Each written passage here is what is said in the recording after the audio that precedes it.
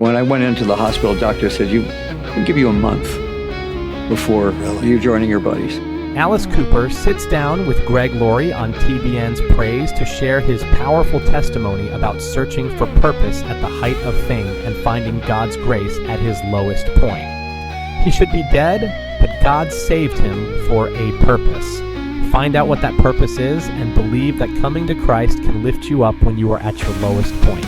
You were the #1 rock star in the world.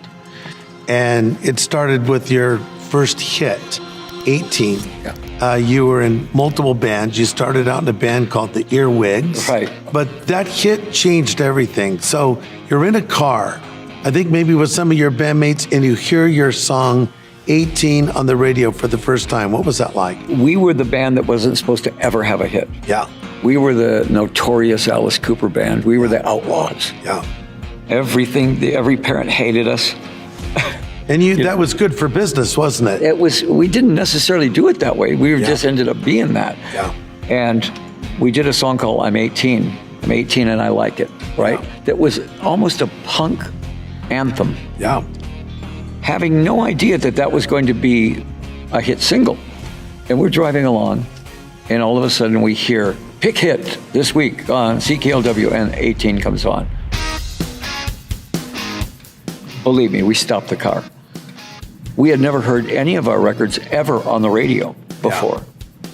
And we're sitting there listening to it, and we're all looking at each other, just laughing, going, what a mistake they just made, you know. Then I heard it 2 hours later, and then you hear it again 2 hours later. Yeah. And then you realize it's not just a big hit, it's on the charts. Yeah. And you're sitting there between the Rolling Stones and Simon and Garfunkel, and there's your song. Wow. And to the business part of rock and roll, that gets the attention of the money guys. Yeah. The worst thing you could do to a band like Alice Cooper, as notorious we were, is give us a hit. Right. Because now you had to deal with us. Yeah. And everybody gets one for once in a while. I get a lucky home run once in a while. Second one came out, was a bigger hit. Third one came out, was a bigger hit. So all of a sudden now, we didn't chase the charts. We didn't say we got to write a song that's going to be on the charts. Right. We got that song on, and now the charts was looking at us. Yeah. And we were in that golden age where Bob Ezrin, our producer, knew how to take our songs and make them into hits. When you realized you needed Jesus, and you were raised as a Christian. Oh, I was the in a prodigal Christian son. home. I mean, I grew up, all my friends were Christian kids. Right. I was in church Friday night, Wednesday night, Yes. Sunday, all day Sunday. Yeah. And we grew up together playing baseball and doing everything you could possibly do. And then when the band accidentally took off, Yeah. 1 in a million chance that your band's going to make it. That's right, a lot don't. And we went to LA. We were at that golden time when we came along with something that everybody wanted. Yeah. We were not peace and love. We were the other side. Yeah. We were the darker side. But there was a sense of humor to it. Yes. And people started getting the sense of humor that this dark vaudeville was pretty funny. It had both things in it. Yeah. I went as far away as you could get. Yeah. I became the poster boy for what was wrong. The 700 Club was burning my albums. Said, this is the worst person you could ever possibly. Did you like it at the time when that happened? We were laughing. I almost wanted to go on the show on the 700 Club and go, okay, what book do you want to talk about in the Bible? Because I grew up in the Bible. You could have given them a run for their money. But I went as far away as I could. Became an alcoholic. Didn't realize I was going to become an alcoholic. You were just drinking beer with the boys. Every day.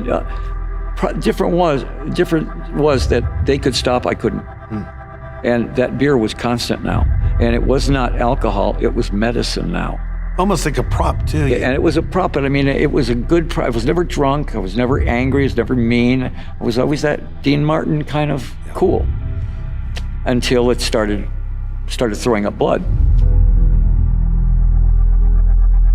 You've dodged a bullet more than once. When you were a young man, you had a very serious surgery. You still have a scar. Yeah. And your parents and you, of course, as well, all believe that was a miracle. Yep. But then fast forward later in your life, you're at the peak of your success. You're an iconic figure and you got heavily into drugs and you're in a room and you've got a rock of cocaine, like the size of a softball. Yeah. I recall you saying something Right. along those lines. And you're using it. Your wife effectively has left you. She's Sure. moved to Chicago. She says, I'm done with this. And you look in the mirror and what do you see? I had been awake for about 4 or 5 days. Yeah. And I was up on top of Beverly Hills in my big mansion. Yeah. I had a pipe, a rock, and a pistol. Whoa. And all my wife's dresses hanging up around the room so nobody could look in because you're paranoid as all get about police coming. You've got your cocaine. And I'm sitting there going, this is it?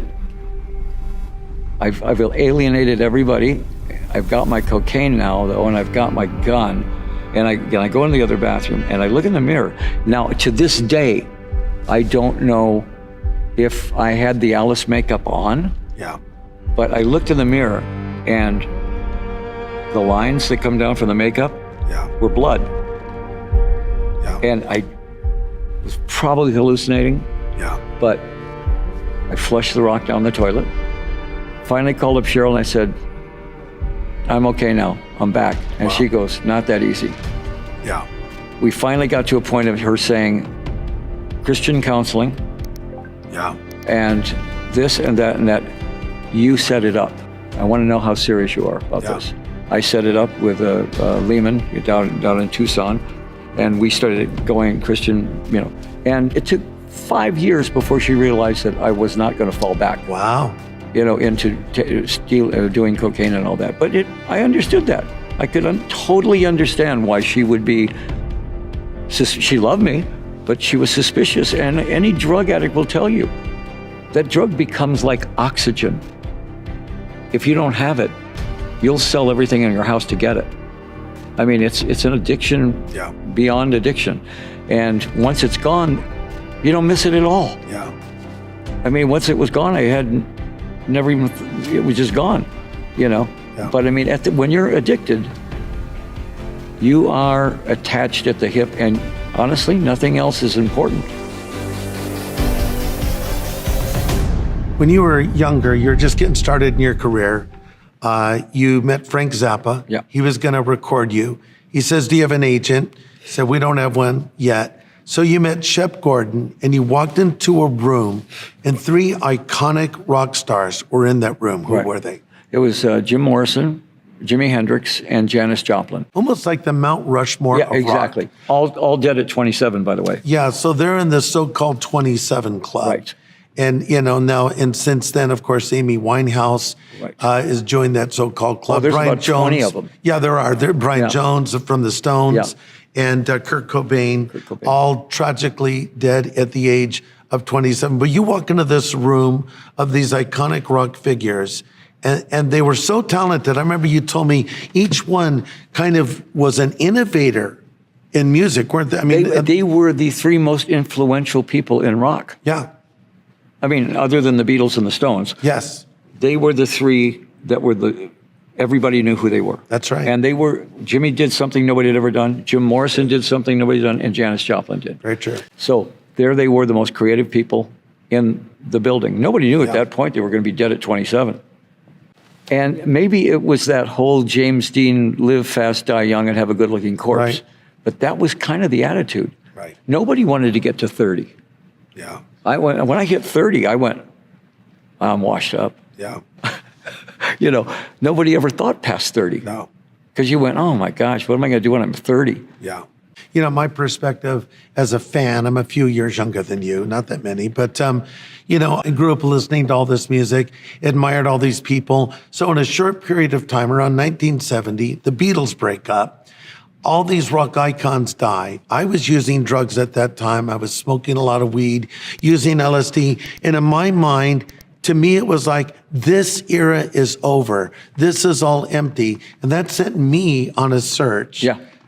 kind of a process of elimination. Sure. What is the meaning of life? Was a 17-year-old kid. I said, well, it's not in drugs, sex, and rock and roll. Been there, done that in my own little version of it. It's not in the affluent world that my mother lived in, and she was friends with John Wayne, and she had a friend who was close to Frank Sinatra's wife, so she knew Frank. So it's not in that world, that affluent swinging world.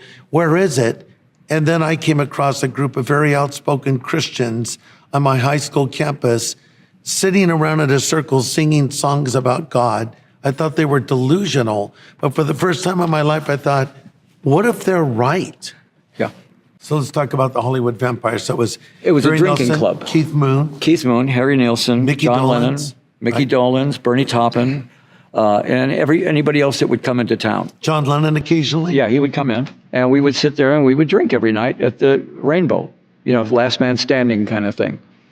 And when that kind of broke up, because we went back out on tour, half of them were dead. And still, we went right on because I was in control of this drinking. At least I thought I was, until I realized I really wasn't in control. It was now medicine. And I didn't even like the taste of it anymore, but I had to have it. I woke up one morning, threw up blood, and Cheryl goes, "Party's over." And I was in an institute, to stop. And you know what? After 2 days, I felt great. But I kept going. When I get out of here, I'm going to go back to my thing, and it's going to be everywhere. I came out of there, never once had a fallback, never fell back on alcohol, never fell back on drugs.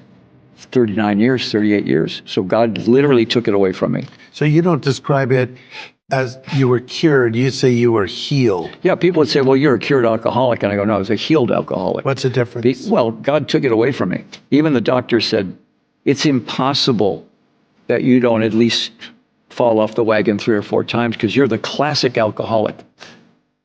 And I said, what you don't understand is that God took it away from me. Yeah. I said, it's a miracle. After a while, though, they went, you know what? God took it away from you. Because they said, everything about your life should be deception. That's what an alcoholic and a drug addict does. They put on this air that they're cured, but back here they're doing this and they're doing that. That never happened. And so even the doctors were going, miracle. You're a 1 in a million case. And I went, well, God works like that. I think people are really surprised to hear that a lot of people don't know that you believe in Jesus Christ. It still comes as a surprise to people. And yet, not only do you believe, but you have a strong faith in him. You've established a center for young people called Solid Rock, where you're trying to really help turn people, get their lives turned around, turn them toward God. You don't hide this in any way. So who is Jesus Christ to you? He's the core of everything. He's life itself. He's the light. If we don't all revolve around Christ, then we're way out in space somewhere. He draws you in. He's the light. You're drawn to that light. And it's nothing you can explain in words. It's something that happens to your heart where all of a sudden you realize who this is. And you realize, oh my gosh, I'm not worthy of this. Talk about I'm not worthy. Yeah, I'm not worthy. We are not worthy. Yes. And yet, still, being hung on the cross, he knew your name. He knew my name. And that made me go, how can I not believe in this? He changes your heart. No, he didn't say, and now that you're a Christian, you can no longer be in rock and roll. His plan was, now you're a Christian, go be in a rock and roll band, but follow me. Be Alice Cooper. And that's what Christians don't understand. I can be Alice Cooper, and I can't tell you how many emails I get saying, that song you wrote, Hey Stupid? Yeah. Changed my life. I was getting myself that song spoke to me. Some of the songs that don't make any sense at all, they go, I turned to Christ because of that song. And I go, that song? What? It spoke to them differently. It said something differently. So now, when I write, I always try to have some lyric pointing towards Christ. At one point, we did an album called Brutal Planet and Dragon Town. And what it was talking about was, it was a heavy metal album. Oh, this is so cool, man. It's really... And then Christian kids started listening to it and going, this is a Christian album. It's talking about how this is a brutal planet. And Dragon Town is the result of it. If you get one shot, you don't get another chance. If you end up in Dragon Town, there's no way out.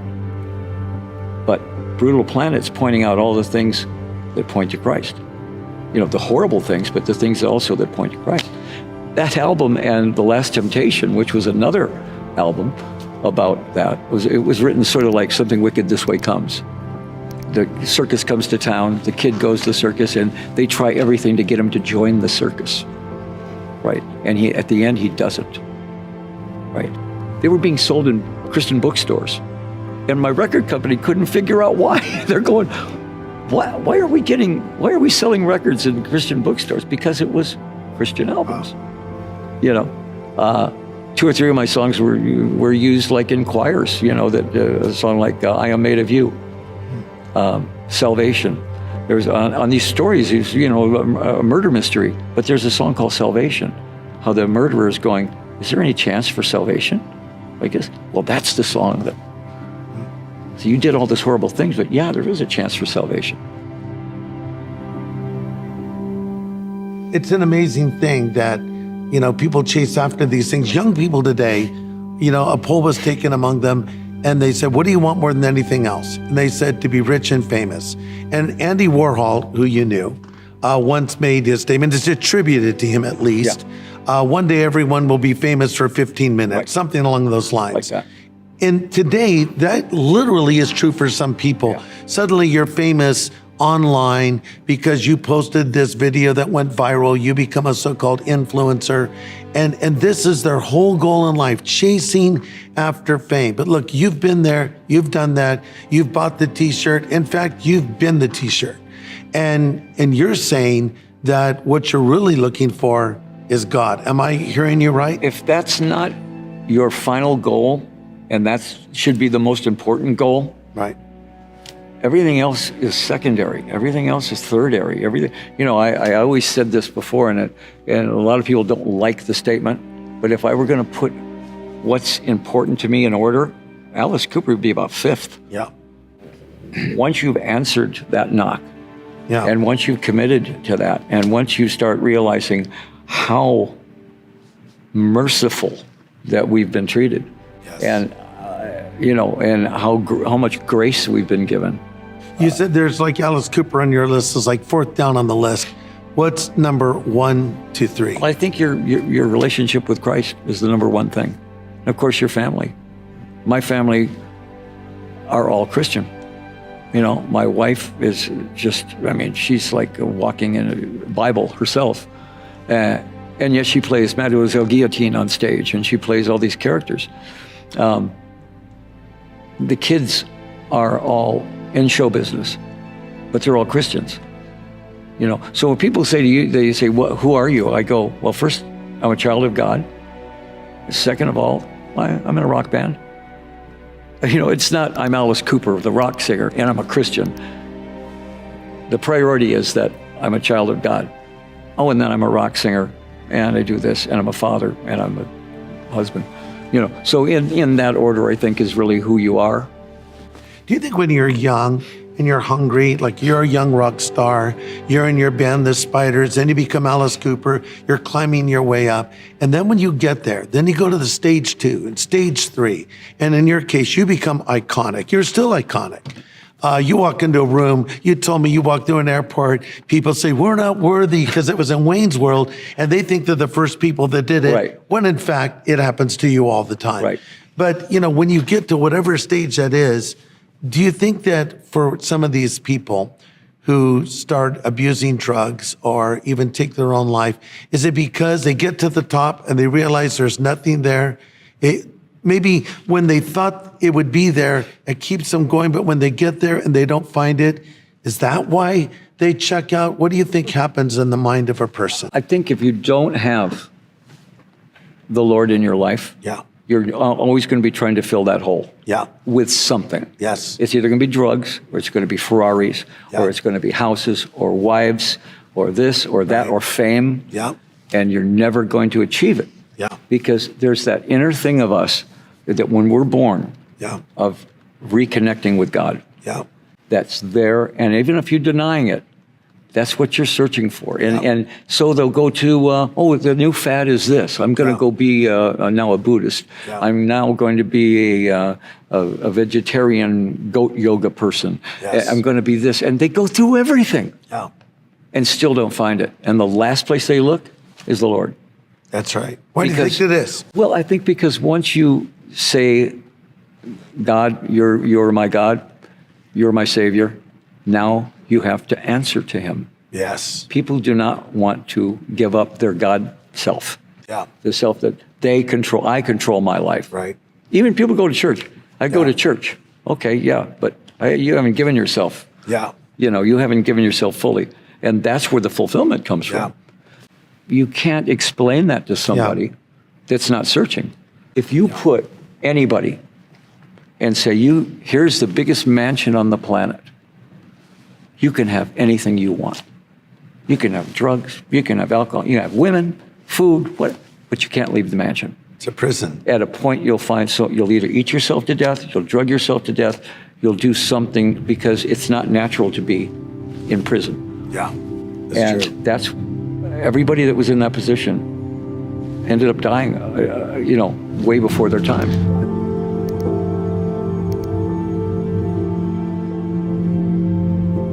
I became an alcoholic and a drug addict for a good reason. I didn't know it was a good reason, but I didn't know God was going to use it.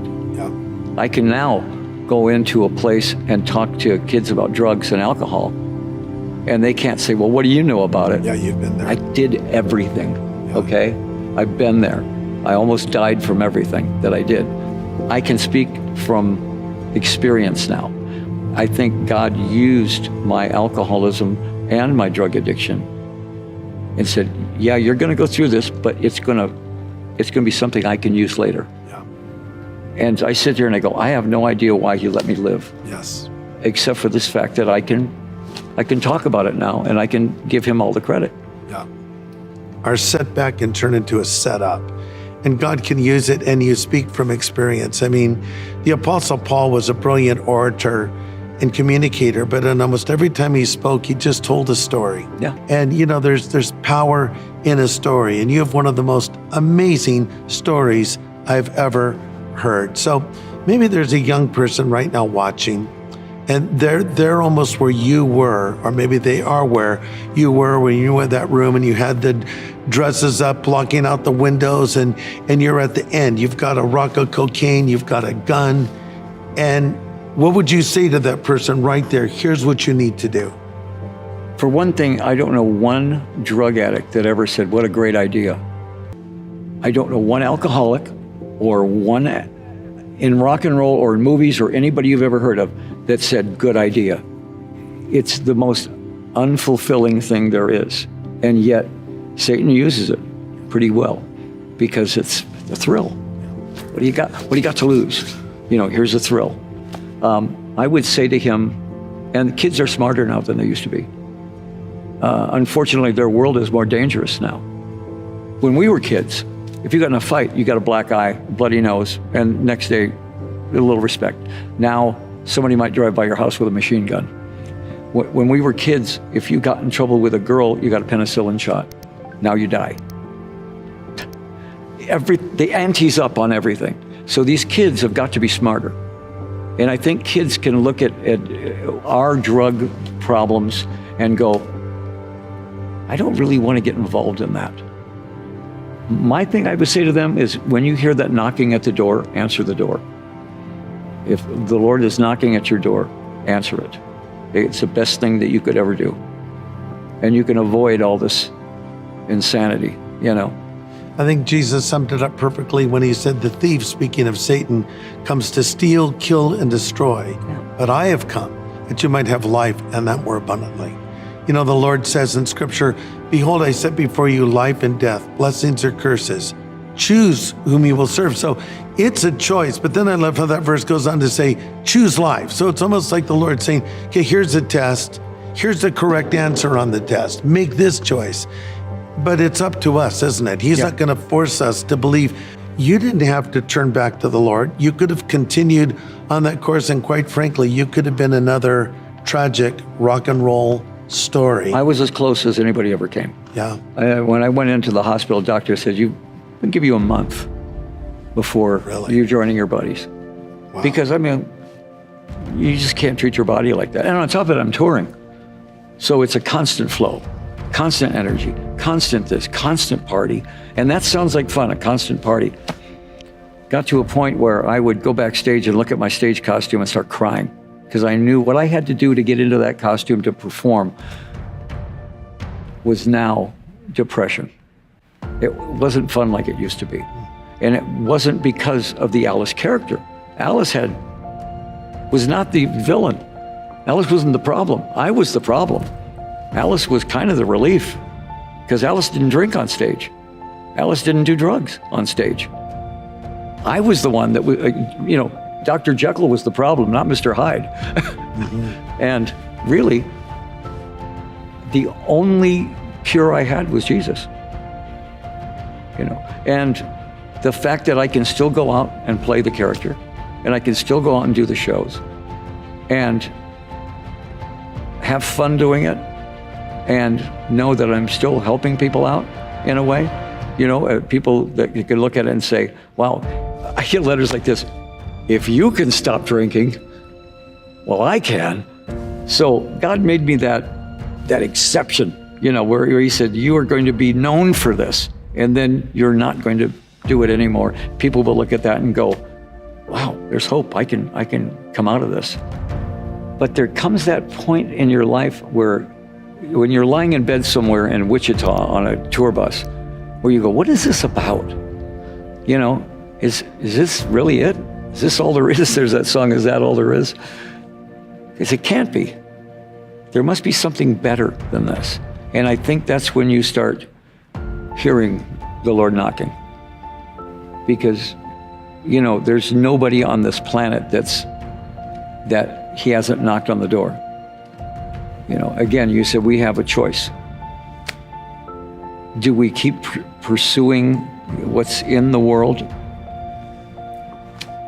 Seek me and everything will be added to you. That's right. When I started proclaiming Christ, everybody thought, well, that's the end of Alice Cooper.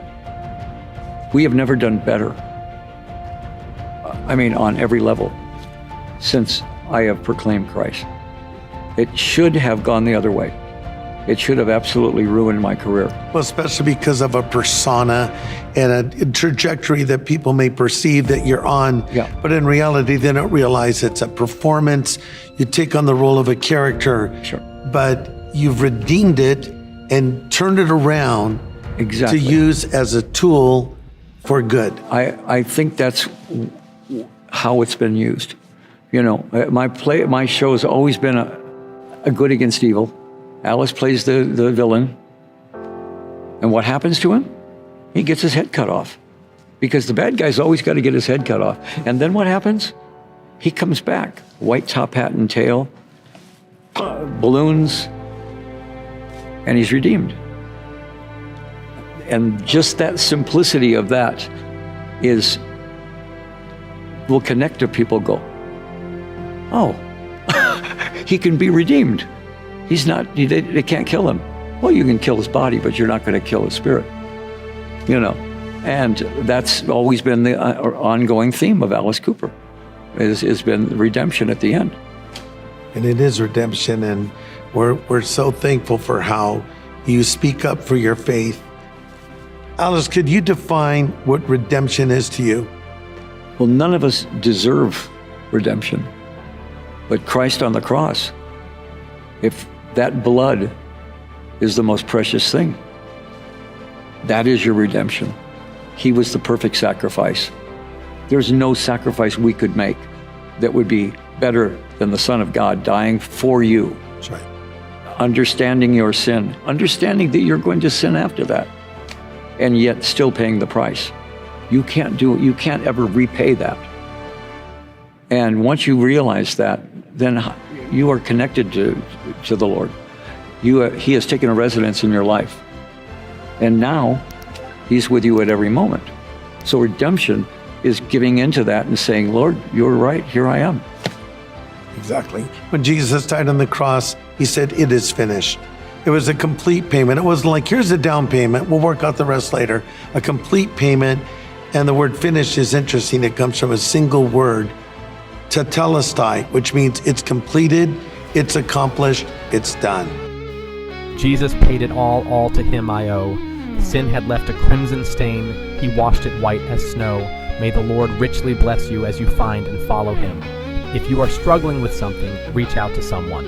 If you have no one, reach out to us and we can pray with you. Turn to Christ and he will make your path straight. Be blessed, and we'll see you on the next episode.